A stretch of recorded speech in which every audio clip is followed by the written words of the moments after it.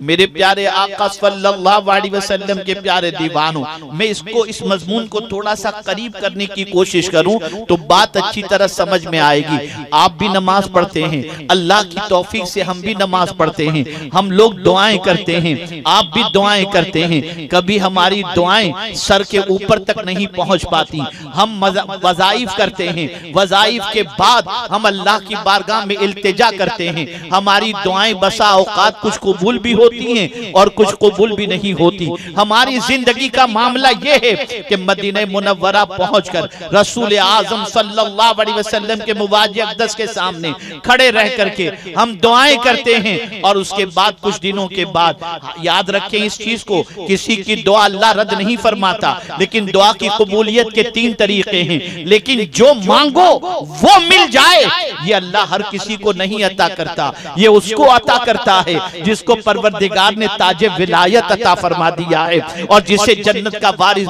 बना दिया है। अब आप देखें मेरे प्यारे आका सल्लल्लाहु तआला अलैहि वसल्लम के प्यारे दीवानों, रोजाना बहुत सारे लोग उलमा और मशाइख के पास जाकर के अर्ज करते हैं, हजरत आपने ये फरमाया था 40 दिन ये अमल करो, मैं कर रहा हूँ लेकिन मेरी बात अभी तक नहीं बनी। मैं ये अमल कर रहा हूँ, मेरी बिगड़ी अभी तक नहीं बनी। मैं ये वजीफा पढ़ रहा हूँ, मेरी परेशानी अभी तक दूर नहीं हुई। अल्लाहु अकबर, यकीनन फरमाने रिसालत माब सल्लल्लाहु अलैहि वसल्लम तो हक है, फिर ये मामला कहाँ अटक रहा है? तो सुन लें, आकाए करीम सल्लल्लाहु तआला अलैहि वसल्लम ने उसकी दुआ की कबूलियत का वादा फरमाया है और बशारत अता फरमाई जिसके हलक के नीचे हलाल का लुकमा उतरता हो और फिर वो बंदा बारगाहे समदियत में हाथ उठाए तो इससे पहले कि वो अपनी ज़बान से कुछ कहे, उसके इरादे पर मौला उसकी हाजतों को पूरी फरमा दिया करता है। ऐ रसूल आज़म सल्लल्लाहु अलैहि वसल्लम के दीवानों, अब आइए मैं आपको बताऊं, एक अमल अगर पूरी दुनिया का मुसलमान इख्तियार कर ले, पूरी दुनिया का मुसलमान अपना ले, पूरी दुनिया का मुसलमान उसका आदी बन जाए, मैं यकीन के साथ कहता हूँ औलिया के फैजान से, रसूल आजम के फैजान से, कुरान मुकद्दस के फैजान से अल्लाह उसकी भी बिगड़ी बना देगा, उसके भी काम बना देगा। वो चीज कौन सी है? तो वो तकवा की दौलत है, वो अल्लाह से डरने की दौलत है। आइए मैं आपको बताऊं, कुरान ने जब वली की तारीफ की तो कहा अल्लदीना आमनु व कानू यत्तकून, जो ईमान वाले हैं और अल्लाह से डरते हैं वो अल्लाह के वली हैं। मेरे प्यारे आका सल्लल्लाहु अलैहि वसल्लम के प्यारे दीवानों, आपका हमारा डरना, ये डरना सिर्फ ज़बानी है, अमलन हमारी जिंदगी में अल्लाह का डर दूर तक दिखाई नहीं देगा। यही वजह तो है कि हम अगर अपने बच्चे को उंगली उठाकर कहें बेटे इधर आओ तो बेटा बात नहीं मानता, लेकिन गौसे पाक मुर्दे को ठोकर मारे तो मुर्दा जिंदा होता दिखाई देता है। या अल्लाह, माजरा क्या है? मुर्दे को गौसे पाक ने खिलाया नहीं, ठोकर मारते हैं तो जिंदा हो जाता है। जिस बच्चे को पूरी जिंदगी खिलाए हैं वो बच्चा बात नहीं मानता, तो जवाब मिलेगा गौसे पाक का कदम गुनाहों की तरफ नहीं उठा, गौसे पाक का कदम अल्लाह के इरशाद के खिलाफ नहीं उठा। और इतना अजीम कदम था गौसे पाक का कि गौसे पाक फरमाते हैं कदमी हाज़िही अला रक़बति कुल्ले वलिय्यिल्लाह, कि मेरा ये कदम सारे औलियाए किराम की गर्दन पर है। आइए समझते हुए चलें, ऐ रसूल आजम सल्लल्लाहु अलैहि वसल्लम के दीवानों, गौसे पाक जो कह दे मौला वो कर दे, गौसे पाक जो चाहे मौला वो कर दे, गौसे पाक जो कह दे मौला उसे कबूल कर ले। बल्कि गौसे पाक रज़ी अल्लाह तआला अन्हु अगर ये चाहें कि इस चोर को मैं कुतुब बना देना चाहता हूँ तो मौला चोर को भी कुतुब के मकाम पर फाइज फरमा दे। मैं सब हैरान हूँ, या अल्लाह ये माजरा क्या है? सारी बातें गौसे पाक की सुनी जा रही हैं, सारी बातें गौसे पाक की कबूल की जा रही हैं, सारा काम गौसे पाक का होता चला जा रहा है। तो कुरान कहता है वमन यत्तकिल्लाह यजअल लहू मिन अम्रिही युसरा, जो अल्लाह से डरता है अल्लाह उसके सारे काम को आसान फरमा दिया करता है। ऐ रसूल आज़म सल्लल्लाहु अलैहि वसल्लम के दीवानों, आज के इस क्राइसिस के पीरियड के अंदर, आज के कोरोना वायरस और लॉकडाउन के पीरियड के अंदर तंगी रिस्क की शिकायत हर कोई करता करता दिखाई देता है। लेकिन आइए, अगर कोई ये चाहता हो अल्लाह रोजी में बरकत अता फरमा दे, अल्लाह रिस्क में कुशादगी अता फरमा दे, अल्लाह बेहिसाब रोजी अता फरमा दे, तो वहां भी कुरान कहता है वमन यत्तकिल्लाह यजअल लहू मखरजा व यरज़ुक़हु मिन हैसु ला यातसिब। अल्लाहु अकबर, मैं हैरान हूं, अमल एक है, बेहिसाब रोजी का वादा मिल रहा है।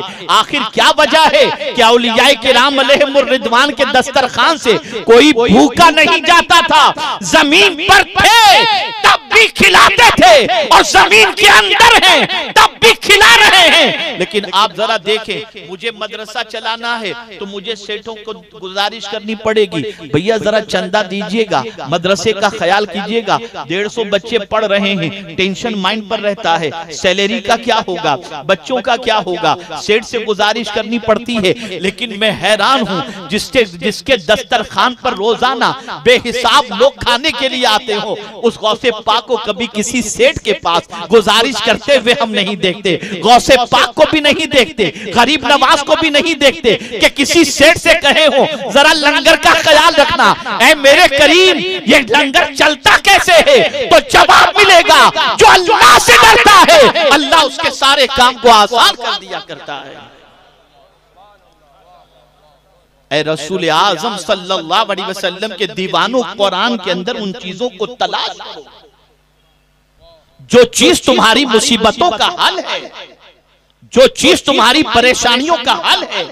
गौसे पाक कुरान के आमिल थे, गौसे पाक अल्लाह के डरने वाले बंदे थे, और ऐसे डरने वाले बंदे, ऐसे डरने वाले बंदे कि शुभ वाली चीज से भी अपने हाथ को बचाए हुए नजर आते हैं।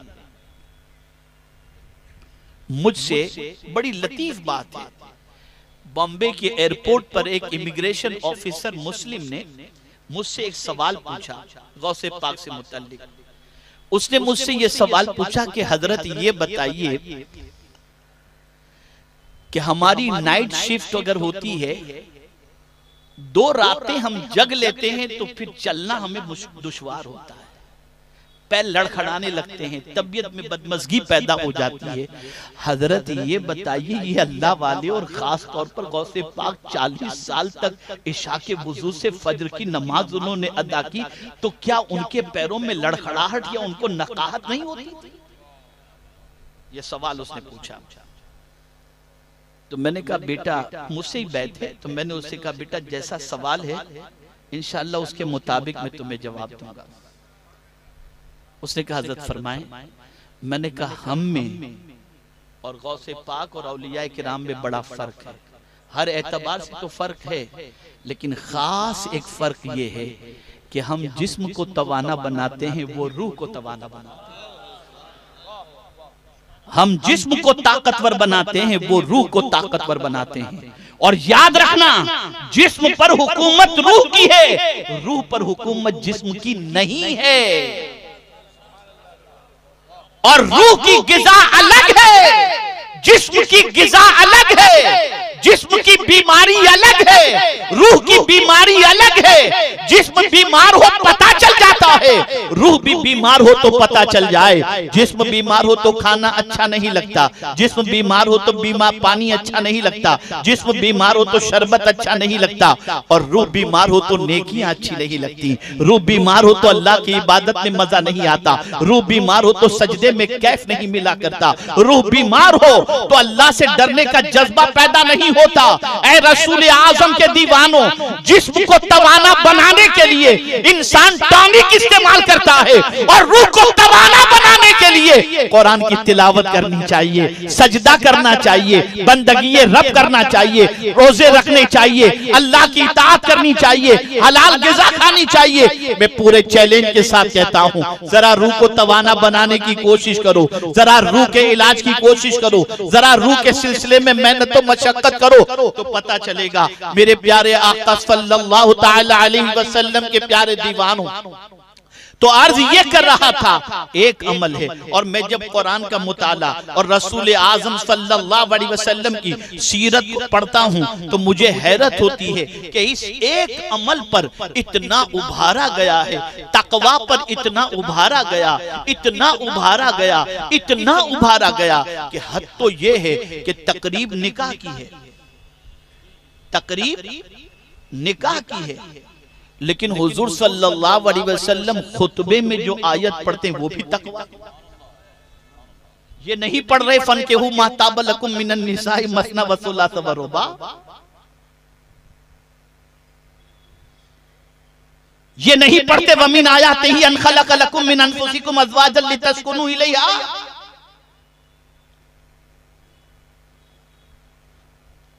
तकरीब निकाह की हो रही है और हुजूर आयत पढ़ रहे या अय्युहल्लज़ीना आमनू तक़ुल्लाहा हक़्क़ तुक़ातिही वला तमूतुन्ना इल्ला व अंतुम मुस्लिमून।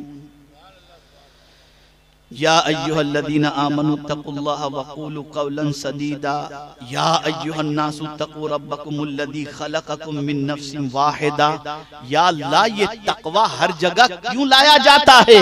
तो जवाब मिलेगा, रब ये चाहता है कि बंदा एक अमल का आदी बन जाए, उसकी पूरी दुनिया और आखिरत संवर जाए, दुनिया भी संवर जाए और आखिरत भी संवर जाए। मेरे प्यारे आका सल्लल्लाहु तआला अलैहि वसल्लम के प्यारे दीवानों, अब आइए थोड़ा सा और समझाता हुआ चलूं कि क्या गौसे पाक की मोहब्बत काम आएगी, क्या परवरदिगार के मुकर्रब बंदों की मोहब्बत काम आएगी, क्या गौसे पाक की महफिलें काम आएंगी, क्या गौसे पाक रज़ी अल्लाह तआला अन्हु की याद काम आएगी? तो हम देखें, जन्नत का वारिस अल्लाह ने मुत्तकी को बनाया।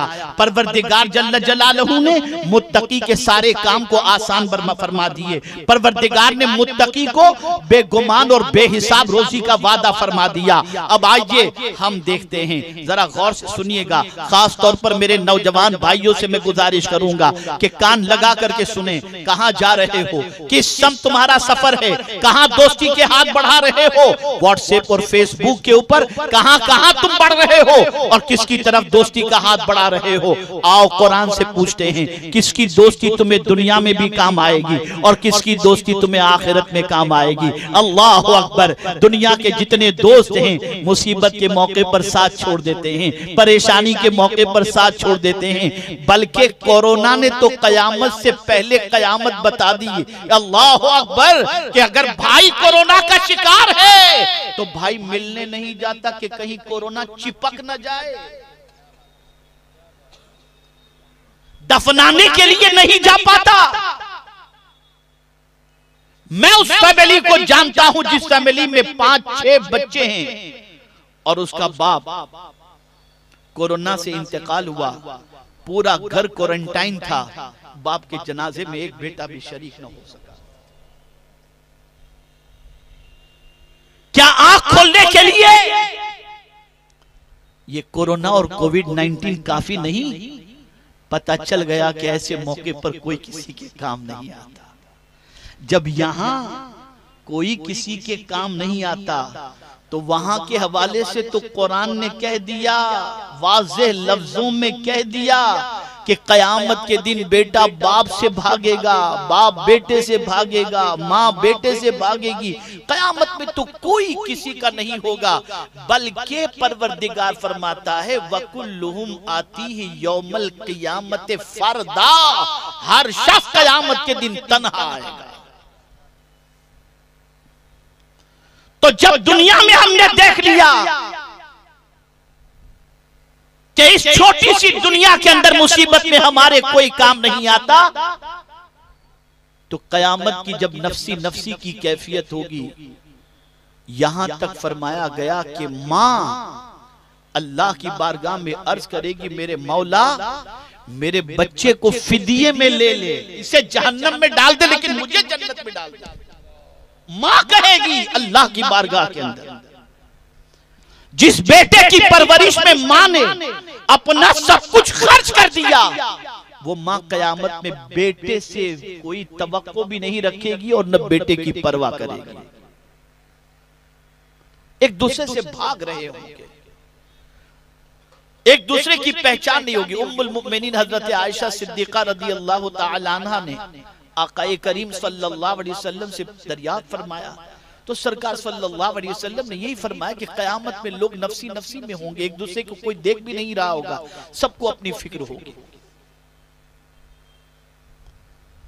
लेकिन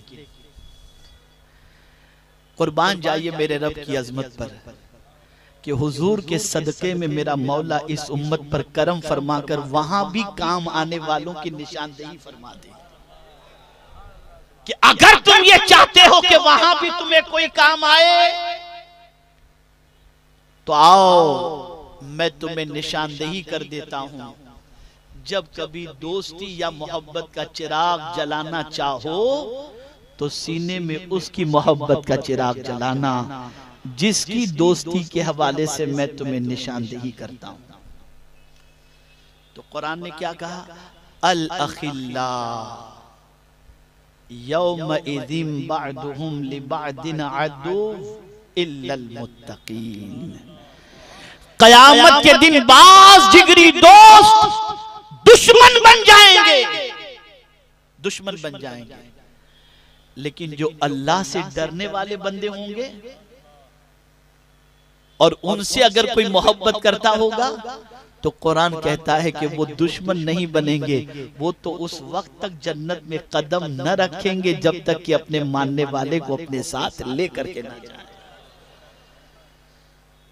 इसी को आला हजरत अजीमुल बरकत कहते हैं। इस निशानी के जो सग हैं नहीं मारे जाते, इस निशानी के जो सग हैं नहीं मारे जाते हश्र तक, दुनियाई में नहीं, हश्र तक मेरे गले में रहे पट्टा तेरा, या गौस कयामत तक मेरे गले के अंदर आपकी गुलामी का पट्टा रहे ताकि कयामत के दिन हम मारे न जाएं बल्कि ये गुलामी का पट्टा हमारी नजात का सामान बन जाए। मेरे प्यारे आका सल्लल्लाहु तआला अलैहि वसल्लम के प्यारे दीवानों, तो सैयदना गौसे पाक हों या औलियाए किराम अलैहिमुर रिज़वान की ज़वाते मुक़द्दसा हों, इनसे मोहब्बत, इनसे अकीदत, इनकी उल्फत दुनिया में भी काम आएगी, आखिरत में भी काम आएगी। बल्कि सुनो, हदीस मुबारका में मौजूद है, एक हाफिज कुरान ऐसे 10 आदमियों की बख्शिश करवाएगा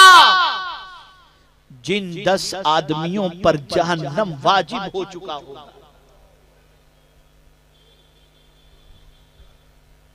कौन सा हाफिज कुरान? जो आम हाफिज कुरान से हिफ्ज किया,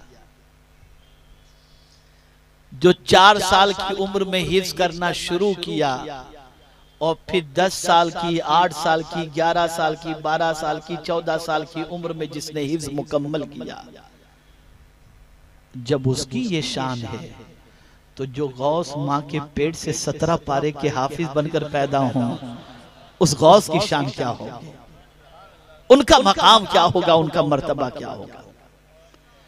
ऐ रसूल गिरामी वकार सल्लल्लाहु अलैहि वसल्लम के दीवानों, ये कौम बहकती नहीं, मुसलमान आवारा न होते, मुसलमान बिगड़े हुए रास्ते के मुसाफिर न होते, मुसलमान नौजवान आवारा न बनते अगर मुसलमानों के दिलो दिमाग के अंदर अल्लाह के वलियों की मोहब्बत होती, उनके दिलो दिमाग के अंदर अल्लाह के दोस्तों की मोहब्बत का चिराग जलाया गया होता।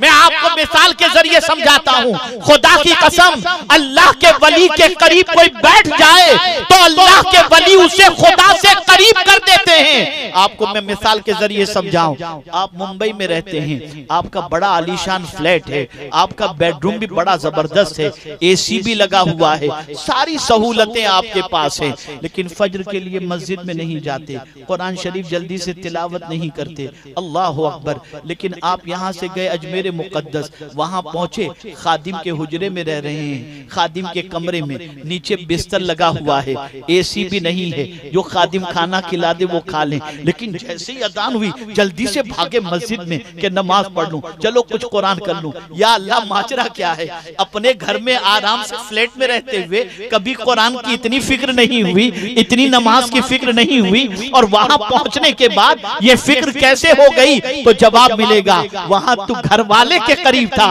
यहाँ अल्लाह वाले के करीब हो गया। तो जब तू अल्लाह वाले के करीब होता है तो अल्लाह वाले तुझे खुदा से करीब कर दिया करते।